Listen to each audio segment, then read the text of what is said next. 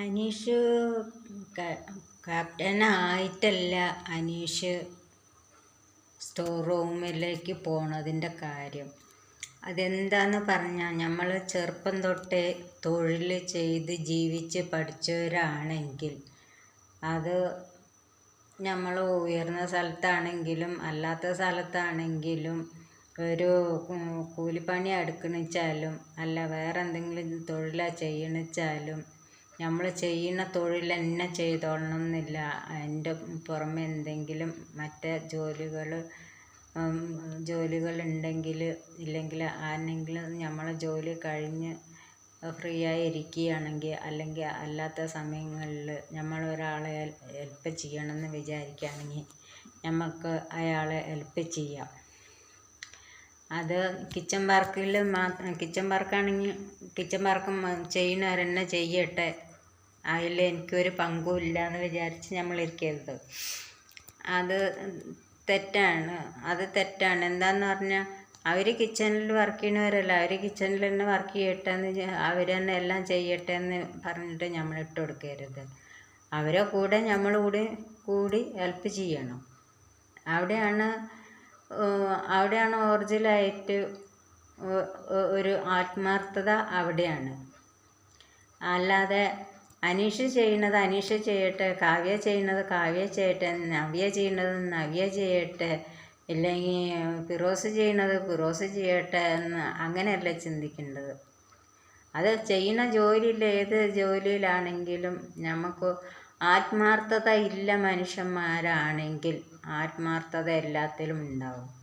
ആത്മാർത്ഥത ഇല്ലാതെ ഇരിക്കുന്ന ആൾക്കാരാണെങ്കിൽ ഒന്നിലും ഒരു ആത്മാർത്ഥതയും കാണിക്കൂല്ല, ചെയ്യൂല്ല. ഇപ്പോൾ ബിഗ് ബോക്സിൽ തന്നെ ഒത്തിരി ആൾക്കാർക്ക് കിച്ചൺ വർക്ക് അറിയില്ല. കിച്ചൺ വർക്ക് ചെയ്യാതെ എത്ര ആൾക്കാർ അവിടെ നിന്ന് തല്ലുവാടി ഉണ്ടാക്കി പോയി. അപ്പം അങ്ങനെയാണ് അനീഷിൻ്റെ കുടുംബ പാരമ്പര്യമായിട്ട് കിട്ടിയ കുടുംബ പാരമ്പര്യമായിട്ട് കിട്ടിയിട്ടുള്ള കഴിവുകളാണ് അനീഷിനുള്ളത്. അപ്പോൾ അത് അനീഷ് ചെയ്യും. അതിനെ നമ്മൾ അനീഷിനെ കുറ്റപ്പെടുത്തേണ്ട കാര്യമൊന്നുമില്ല. അതുപോലെ തന്നെയാണ് പിന്നെ എന്താണ്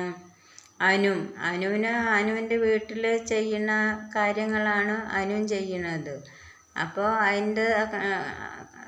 അത് എങ്ങനെയൊക്കെ കൈകാര്യം ചെയ്യണമെന്ന് അനുവിനും അറിയാം, അനീഷിനും അറിയാം. അല്ലാതെ ഇത് ഞാൻ തിന്നാൻ മാത്രമേ എനിക്കറിയുള്ളൂ വേറെ ഒന്നിനും അറിയില്ല എന്ന് പറയുന്നതല്ല അതിൻ്റെ ശരി. നമ്മളെല്ലാം ചെയ്യണം. എല്ലാം ചെയ്യണവർക്ക് വെറുതെ ഇരുന്നാലും ഇരുത്താൻ വരില്ല. അപ്പോൾ എന്തെങ്കിലും ചെയ്യണം ചെയ്തുകൊണ്ടിരിക്കണം എന്നില്ല താല്പര്യം അവർക്ക് ഉണ്ടാവും. അതാണ് എൻ്റെ കാര്യം. അല്ലാതെ അനീഷിനെ കുറ്റപ്പെടുത്താനും പറ്റില്ല, പിന്നെ അനുവിനെ കുറ്റപ്പെടുത്താനും പറ്റില്ല. അവിടെ വന്ന ആൾക്കാർ ഒത്തിരി പുറത്ത് പോയ ആൾക്കാരൊക്കെ അവിടെ ഓരോരോ തെറ്റുകളും ചെയ്തിട്ട് അവർക്ക് അറിയാത്തതാണ് അവർ ചെയ്യാതെ ഇരുന്നതും കൊണ്ടാണ് അവർ പുറത്ത് പോയത്.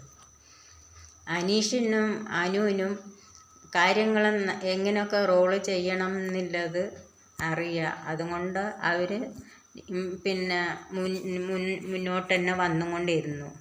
പിന്നെ ഇപ്പോൾ എന്ന് പറഞ്ഞിരിക്കുകയാണെങ്കിലും അനുമോൾക്കും അനീഷിനും ആണെങ്കിലും അവർക്കെല്ലാ കാര്യവീര്യങ്ങൾ അറിയണതിനും കൊണ്ട് അവർ മുന്നോട്ട് പോകുന്നത് അവരുടെ കഴിവും കൊണ്ട് തന്നെയാണ്. അല്ലാതെ അവരുടെ കഴിവും കൊണ്ടും പുറത്തുള്ള ആൾക്കാരെ സപ്പോർട്ടും കൊണ്ട് തന്നെയാണ്.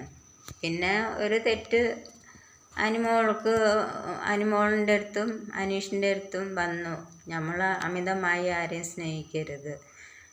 അപ്പോൾ ഇനിയിപ്പോൾ എന്തിലാണെങ്കിലും നമ്മൾ ചെയ്യുന്നത് ശരിയല്ല. എന്താണെന്ന് പറഞ്ഞിരിക്കുകയാണെങ്കിൽ നമ്മൾ സ്നേഹിക്കുന്നവരെ നമ്മൾ പറ്റിക്കുന്നില്ലത് 100% ഉറപ്പാണ്. അതാണിപ്പോൾ അനീഷിന് പറ്റിയതും അനീഷ് വിഷമിച്ചതും. എന്നാലും അനീഷിന് ഇനി ഒരു വിഷമം വരാതിരിക്കട്ടെ. ആ കുട്ടി സന്തോഷത്തോടെ വരട്ടെ. അനീഷ് കപ്പ് അടിച്ച് വരട്ടെ എന്നാണ് ഞാൻ പ്രാർത്ഥിക്കുന്നത്. അനീഷിന് നല്ലൊരു ജീവിതത്തോടും അതിനോടൊപ്പം കിട്ടട്ടെ എന്ന് ഞാൻ വിചാരിക്കുന്നു. അനുവിനെ തന്നെയാണെങ്കിൽ വളരെ സന്തോഷം.